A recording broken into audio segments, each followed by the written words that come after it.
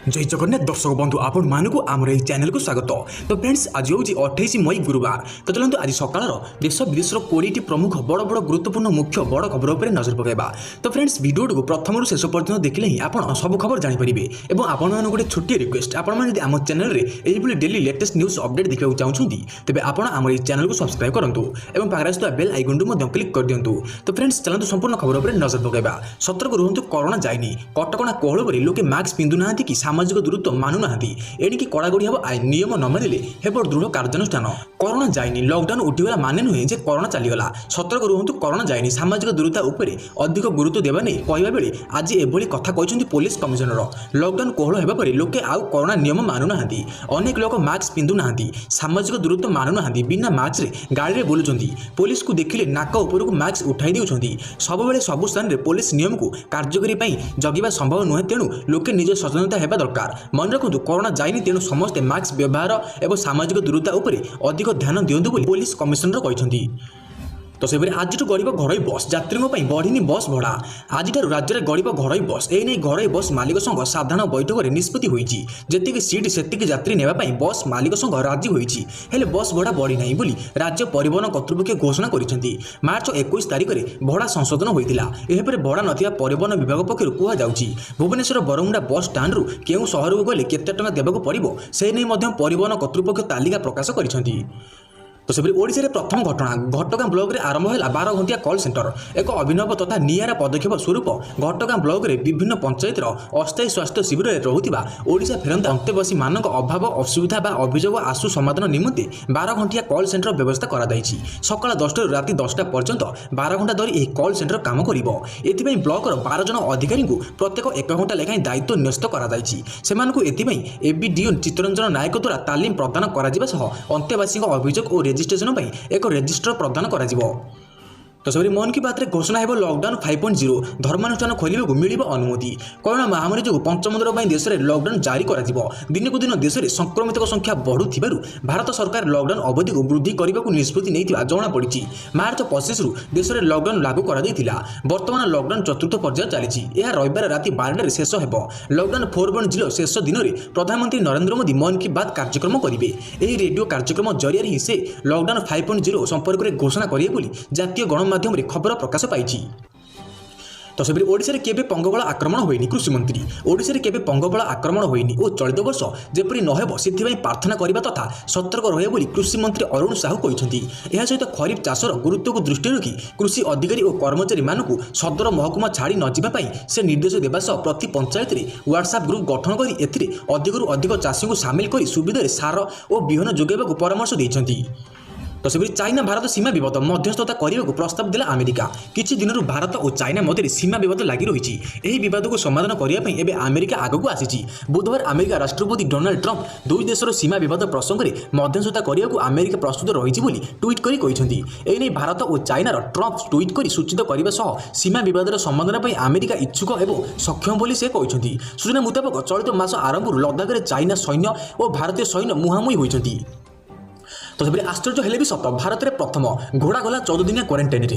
संप्रति देश में कोरोना बा कोविड-19 संक्रमण एक आतंकजनक परिस्थिति सृष्टि करिछि। परिस्थिति जम्मू काश्मीर प्रशासन एक घोड़ा को कोरोना प्रोटोकॉल मुताबक 14 दिनिया क्वारंटाइन रे पठाई देबा जानिबाकु मिलिछि। संपृक्त घोड़ाटी रेड जोन अंचल यात्रा कर आसीथिबा दृष्टि काले से कोविड-19 संभाव्य बाहक थिबो सेही आशंका रे अधिकारी माने घोड़ाटी को 14 दिन क्वारंटाइन रे पठाइछंती। तेबे कोनोसी घोड़ा को क्वारंटाइन रे पठा जिबा नै यह समग्र देश में प्रथम घटना थिबा जानिबाकु मिलिछि।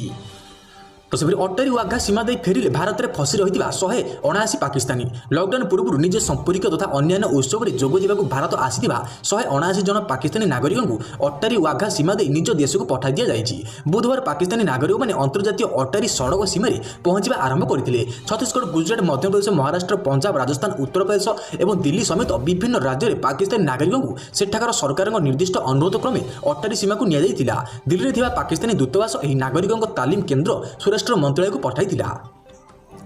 तो से पुणी चेन टाणी ओह्लैले 431 प्रवासी श्रमिक पुणी थे चेन टाणी ओह्लैले प्रवासी श्रमिक गंजाम खलीगढ़ स्टेशन में ओह्लाई पड़ी 431 जन श्रमिक सूरत श्रमिक स्पेशल ट्रेन में श्रमिक को खोर्धा रोड स्टेशन में ओह्लैवा नहीं योजना था तेज ए गंजाम जिलार श्रमिक थे ब्रह्मपुर दे ट्रेन जाऊला भी एम ओह्लैवा अनुमति मिल ना ब्रह्मपुर स्टेशन में एम ओह्लैवा बारण कर श्रमिक मैंने तेज खलीगढ़ स्टेशन दे ट्रेन जावा बेले एटी चेन पुल कर ओह्लाई श्रमिक घटना पर स्थानीय अंचल सरपंच आरपीएफ और पुलिस पहुंच श्रमिक को निज अंचल में क्वारंटाइन सेंटर को पठाइबा नहीं व्यवस्था कर तो से गुरुवार केरल में खोल मद दुकान कोरोना लॉकडाउन जो देश में मद दुकान बंद रही है समय आवश्यक दुकान को छाड़देले आउ बाकी सब दुकान बंद रही है किंतु लॉकडाउन 4.0 रे केंद्र सरकार केतक कटकणा को कोहल करने सह मद दुकान खोलने को अनुमति देते हेले निष्पत्ति राज्य सरकार छाड़ी इतिमध्य पूर्व मद दुकान खोलने को निर्णय कर नथिबा बेले केरल राज्य एवं अनुमति प्रदान करिछि गुरुवार ठारू केरल में मद दुकान खोल सकाळ 9 संध्या 5टा जाए मद खोल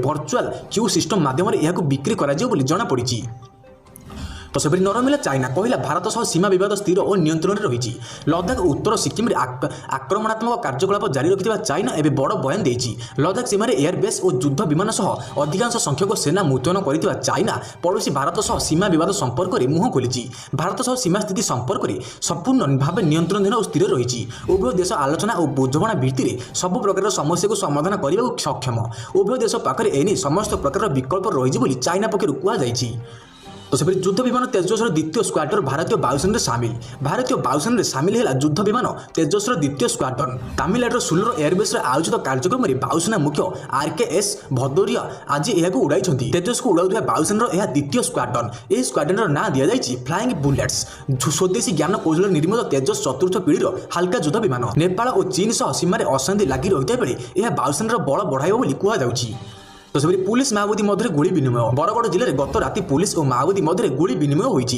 बरगड़ एसपी पद्मिनी साहू आज सांबादिक सम्मेलन में सूचना देते सूचना अनुसार गत मंगलवार राति जिलार मेलना मुंडा थाना अंतर्गत शुक्लतंभा ग्राम में माओवादी मैंने आसी सभा करते खबर पाई पुलिस पहुंची माओवादी मान आत्मसमर्पण करने से गोली चलाई पुलिस पालटा गोली चलाउଥିବା सत्वे दल में 7 जन माओवादी जंगल को फेरार होबार सक्षम होते तो से 2022 को घुंचब T20 विश्वकप अक्टोबर नवेम्बर आईपीएल कोरोना संकट जो ऑस्ट्रेलिया चलित वर्ष होगा T20 विश्वकप भविष्य अनिश्चित चली जाइए चलित वर्ष अक्टोबर नवेम्बर T20 विश्वकप होबार किंतु एबे यह 2022 को घुंचाଯିव बोली एक प्रकार निश्चित होती आज आईसीसी ए संपर्क में घोषणा कर संभावना रही कारण आज आईसीसी सबु सहयोगी क्रिकेट बोर्डर सदस्यों सह आलोचना कर समय T20 विश्वकप को 2022 को घुंचाइबा संपर्क में घोषणा कर 2021 T20 विश्वकप भारत में खेल पूर्व ही निष्पत्ति हो सारी 2021 अक्टोबर मासरू यह आरंभ हो तेणु 2020 T20 विश्वकप को 2021 आयोजन करने असंभव तो से कटक खोलिला पार्क एने कटक महानगर निगम पक्षर ट्विट कर सूचना दी जाएगी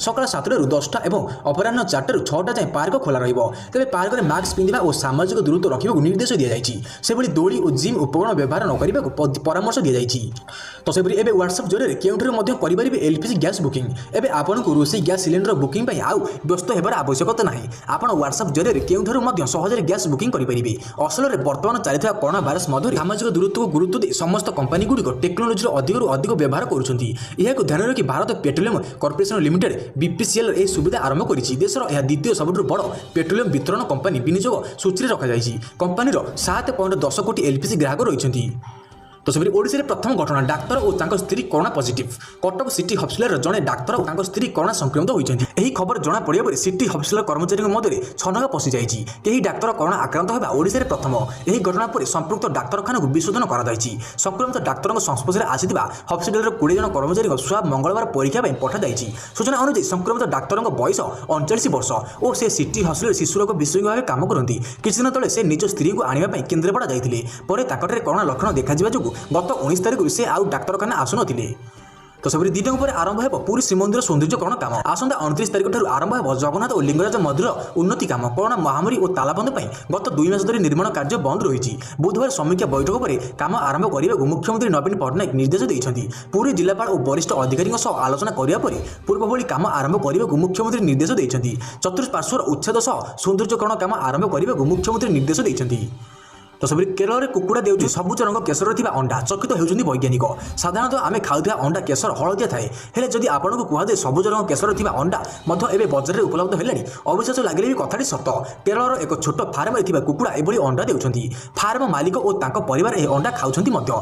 एबे सोशल मीडिया रे यार फोटो वायरल हेउछि। राज्यर मल्लपुरम रे रुहंती एके सिहाबुद्दीन तांकर एक छोट कुकुड़ा फार्म अछि। तांको फार्म रे थिबा कुकुड़ा माने सबुज रंग केशर थिबा अंडा देउछन्ति। 9 मास धरि से और तांको परिवार ए अंडा खाउछन्ति, हेले तांकर कोनोसी असुविधा होई नहीं। से यह किछि फोटो एवं वीडियो सोशल मीडिया रे पोस्ट करथिले, परे ताहा वायरल होइतिला। यह वैज्ञानिक मानकु चकित करथिला।